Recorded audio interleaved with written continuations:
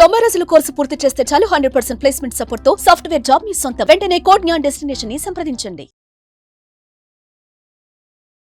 Hello Sairam గారు. Hello అండి. Sir, ఎవరైనా సరే అంటే డిప్లొమా దగ్గర నుంచి డిస్కంటిన్యూ చేసేటువంటి వాళ్ళు ఉంటారు. కొంతమంది నాన్ ఐటీ బ్యాక్గ్రౌండ్ నుంచి సాఫ్ట్వేర్ వైపు రాణించాలి అనుకునేటువంటి వాళ్ళు ఉంటారు. అండ్ కొంతమంది కెరీర్ గ్యాప్ వచ్చి కూడా సాఫ్ట్వేర్ వైపు రాణించాలి అనుకునేటువంటి వాళ్ళు ఉంటారు. అండ్ ఆన్లైన్ అయినా సరే, ఆఫ్లైన్ అయినా సరే కొన్ని రోజులు కోర్స్ నేర్చుకొని స్వతహాగా మీలాంటి వాళ్ళ దగ్గర ఏంటంటే ప్లేస్మెంట్ సపోర్ట్ 100% ఉంది కాబట్టి, అసిస్టెన్స్ 100% ఉంది కాబట్టి మీలాంటి వాళ్ళ దగ్గర నేర్చుకోవాలనుకునేటువంటి వాళ్ళు ఉంటారు. సో ఏ ప్రోగ్రామ్ నేర్చుకుంటే బాగుంటుంది, the same time non IT background నుంచి వచ్చేటువంటి వాళ్ళకి ఎలా ఉంటుంది అసలు మీ దగ్గర? బేసిక్గా ఒక్కసారి సాఫ్ట్వేర్లోకి చూసుకుంటే నాన్ ఐటీ, ఐటీ ఇవన్నీ పెద్ద పట్టించుకోరండి. వాళ్ళ దగ్గర స్కిల్ ఇంపార్టెంట్.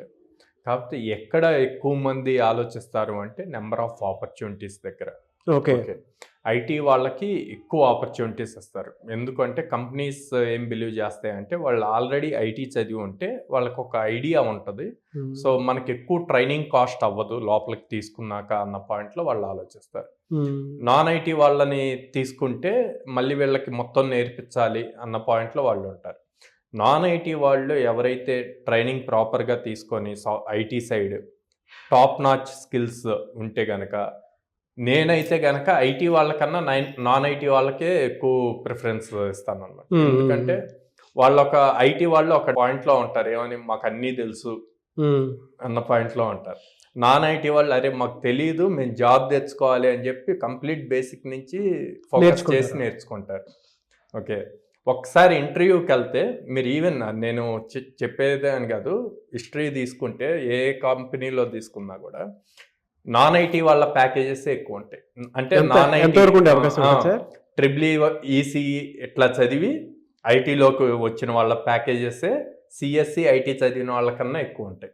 ఎందుకు అంటే వీళ్ళు ఆ డైలమాలో ఉంటారు, నాకు అన్నీ వచ్చు, నేను ఆల్రెడీ 4 years విన్నాను చదివాను అన్న పాయింట్లోనే ఉంటారు. వీళ్ళేమో నాకేం రాదు, నేను నేర్చుకోవాలని complete pin to pin base నుంచి నేర్చుకుంటారు. అందుకని వీళ్ళు ఎక్కువ ప్యాకేజెస్ క్రాక్ చేయగలుగుతారు. ఓకే, జనరల్గా సార్ అంటే కోడ్జ్ఞాన్లో నాన్ ఐటీ స్టూడెంట్ కనుక జాయిన్ అయితే any background, even basic degree చదువుకునేటువంటి వాళ్ళకైనా సరే ఎనీ డేస్ కోర్స్ కనుక నేర్చుకుంటే బెనిఫిట్ ఉండే అవకాశం ఉంటుంది. అండ్ ఆపర్చునిటీస్ ఎలా మీరు క్రియేట్ చేస్తారు వాళ్ళకి? సో మన దగ్గర నాన్ ఐటీ అయినా ఐటీ అయినా ఎవరికైనా 100 days ప్రోగ్రామ్ ఉంటుంది, 100 working days. సో ఇందులో వాడు 6 hours డైలీ కష్టపడాలి, 4.5 hours టీచింగ్ ఉంటుంది, 2 hours వచ్చేసేమో ప్రాక్టీస్ సెషన్ ఉంటుంది. అందరికీ కంప్లీట్ బేసిక్ నుంచి మళ్ళీ స్టార్ట్ చేసి చెప్తారు. వాళ్ళు కాలేజీలో ఏం నేర్చుకున్నారు ఏంటి అన్నది మనకు సంబంధం లేదు. ప్రాక్టికల్ కావాలి ఇండస్ట్రీకి, ప్రాక్టికల్గా ఇచ్చిన లాజిక్ని ఎన్ని వేస్లో వీళ్ళు సాల్వ్ చేయగలుగుతారు అన్నది కావాలి. సో అంతా బేసిక్ నుంచి నేర్పిస్తారు. సో అప్పుడు వాళ్ళకి జాబ్స్ క్రాక్ చేయటం కూడా ఈజీ అవుతుంది. ఈ ప్రాసెస్లో మనం ఒక 1 week క్లాసెస్ జరిగితే, మండే టు సాటర్డే క్లాస్ జరిగితే సండే ఎగ్జామ్ ఉంటుంది వాళ్ళకి. ఆ ఎగ్జామ్లో వాళ్ళు ఎక్కడ మిస్టేక్స్ చేస్తున్నారు అన్నది చూసి మళ్ళీ ఆ కాన్సెప్ట్స్ని ఎవరెవరైతే మిస్టేక్స్ చేశారో వాళ్ళని గ్రూప్స్ చేసి మళ్ళీ రివిజన్ చేస్తాం అన్నమాట. అప్పుడు వాడికి మళ్ళీ నేర్చుకోవటానికి ఛాన్స్ ఉంటుంది. సో అట్లా చేస్తున్నాం కాబట్టే మా ప్లేస్మెంట్ రేషియో ఎక్కువ ఉంది. నేను ప్రౌడ్గా చెప్పగలను. ఇప్పుడు మనం న్యూ ఇయర్ 2025లో జనవరి అయిపోయింది, జనవరిలో 23 members ప్లేస్ అయ్యారు.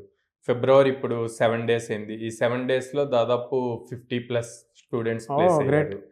నాన్ ఐటీ బ్యాక్గ్రౌండ్ ఉన్నారండి, అందరూ ఉంటారు, నాన్ ఐటీ ఐటీ అందరూ ఉంటారు. ఇంకొకసారి మన దగ్గరికి వచ్చాక అందరూ సేమ్. ఎలా సార్ అంటే వాళ్ళ మీద ఫోకస్ ఏ ఏరియాలో ఎక్కువగా బలంగా ప్రొజెక్ట్ చేస్తారు సార్?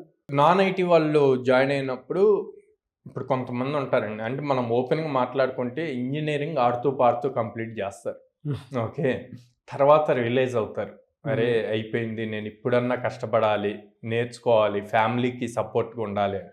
ఆ రియలైజేషన్ వచ్చినప్పుడు మనం ఆ స్టూడెంట్ని కనుక ప్రాపర్గా సపోర్ట్ చేయగలిగితే వాళ్ళ లైఫ్లో మంచి హైట్స్ క్రాక్ చేయగలుగుతాడు. ఆ సపోర్ట్ని మేము ఇవ్వగలుగుతాం, ఇంక్లూడింగ్ మోటివేషన్ క్లాసెస్ కానీ. చాలామంది టెక్నికల్గా స్ట్రాంగ్ ఉంటారు, ఎస్పెషల్లీ మన ఏపీ తెలంగాణ స్టూడెంట్స్ టెక్నికల్గా స్ట్రాంగ్ ఉంటారు, కమ్యూనికేషన్ స్కిల్స్ వీక్ ఉంటాయి. ఇంగ్లీష్ సరిగ్గా మాట్లాడలేకపోయినా కూడా వాళ్ళు రాంగ్గా తీసుకుంటారేమో అని చెప్పి ఫీల్ అవుతారు. నేనేమంటా అంటే ఫస్ట్ స్టార్ట్ ఎక్స్ప్రెసింగ్. మాట్లాడితేనే కదా నేర్చుకునేది.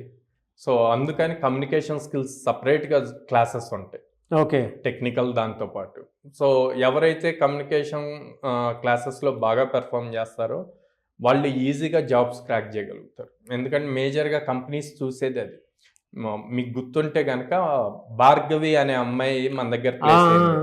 ఆ అమ్మాయి దగ్గర కమ్యూనికేషన్ స్కిల్స్ బాగున్నాయి అని చెప్పి ఆ అమ్మాయికి డైరెక్ట్గా ఇంటర్వ్యూలో చెప్పారు వాళ్ళు, నీ కమ్యూనికేషన్ స్కిల్స్ బాగున్నాయి కాబట్టి నేను సెలెక్ట్ చేస్తున్నాము అని. ఆ తర్వాత మాకు వచ్చిన రిపోర్ట్ ఏంటంటే, మాకు ప్రతి టీంలో ఒక పర్సన్ దగ్గర కమ్యూనికేషన్ స్కిల్స్ ఉంటే క్లయింట్ని ఈ పర్సన్తో మాట్లాడిస్తాము. ఓకే. సో వాళ్ళకి టెక్నికల్ మేము ఈజీగా నేర్పించుకోగలుగుతాము. కంపెనీలో ఏం అవకాశం కూడా వాళ్ళే కల్పిస్తారు, కమ్యూనికేషన్ స్కిల్స్ బాగుండాలి.